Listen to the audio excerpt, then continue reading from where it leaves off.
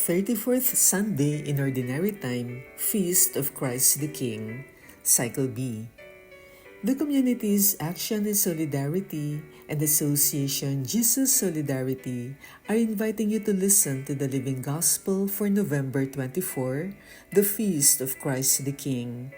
So let us meditate on the Gospel according to John, chapter 18, verses 33 to 37, with commentary from Fr Patxi Loidi in the voice of Rosa Ocampo. Proclamation of the Holy Gospel according to St. John. Pilate said to Jesus, "Are you the King of the Jews?" Jesus answered, "Do you say this on your own, or have others told you about me?" Pilate answered, "I am not a Jew, am I? Your own nation and the chief priests handed you over to me. What have you done?" Jesus answered, "My kingdom does not belong to this world. If my kingdom did belong to this world, my attendants would be fighting to keep me from being handed over to the Jews. But as it is, my kingdom is not here." So Pilate said to him, "Then you are a king?" Jesus answered, "You say I am a king. For this I was born, and for this I came into the world, to testify to the truth. Everyone who belongs to the truth listens to my voice." The Word of the Lord. Fr Patxi's commentary. Best regards, friends of the Living Gospel. This passage contains several paradoxes. The first is that the Church has chosen a Passion text to celebrate the feast of Christ the King. It is a great paradox. Jesus Christ is King from the cross. In today's verses, he is chained before the Roman governor. Who is the accused? That's the other paradox. The inmate is Jesus, but he speaks to Pilate one-on-one. An inmate usually limits himself to replying to questions because his life is at stake. But Jesus does the opposite. He acts as Master and Lord, endangering his life. When Pilate asks him if he is the King of the Jews, he does not answer this question, but replies with another question. "Do you speak on your own, or because others have told you?" It is an improper provocation. An inmate never acts in this way. All this is so evident that Pilate gets upset.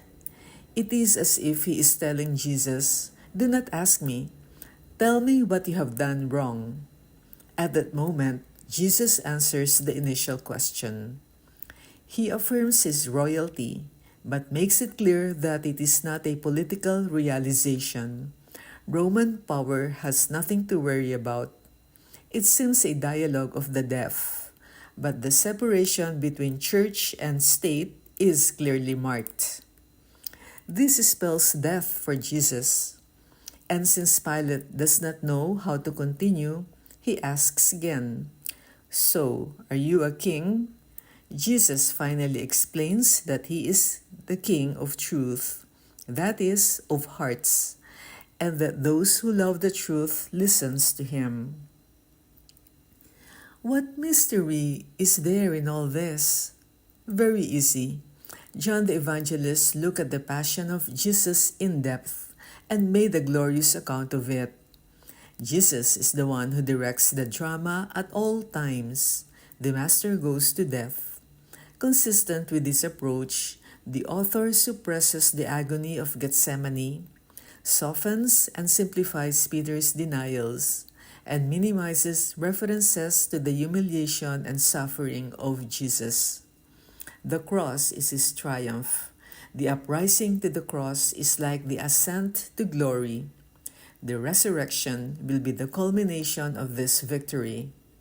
And it will be clear that the royalty of Jesus is one of humility, service, and change of heart. This is the key to understanding the dialogue between Jesus and Pilate. John's passion is dazzling.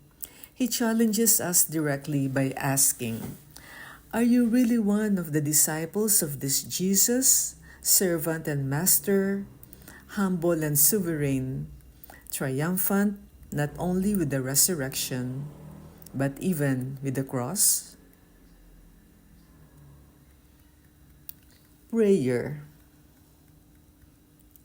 Paradox. Who is the criminal? Who is the judge? Who carries the baton and who obeys? Who is wholly present? Who looks like running an errand? You are the accused, but you baffle the judge. You only have the power of an accused, and you leave Pilate an evidence. You are a poor criminal, but your genius jumps over his crest. He can send you to the woods, but you dangerously fight it. He took you out of the way, but you have changed the course of the earth, and you have stayed more in the center than before. Such vivid contrasts. What mysteries do they contain? You are king, but without a sword. A king as if you were not, without money or sword. Yes, but you have more power than banks, kings, and queens. You get people's will without money. You convince without dominion or violence. You attract without deception or trickery.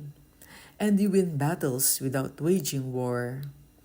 In short, Lord, you are most shocking, devoid of strength yet full of power, dying yet delivering life, tied yet giving true freedom, and in a world of deception, beams illuminating frankness.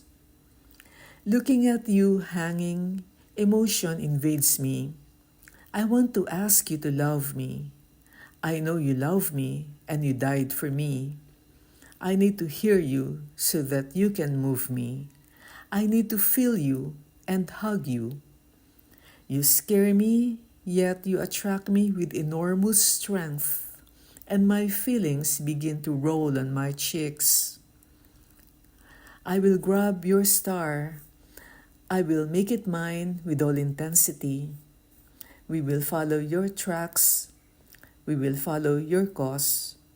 We will sing songs in the warmth of your bonfire.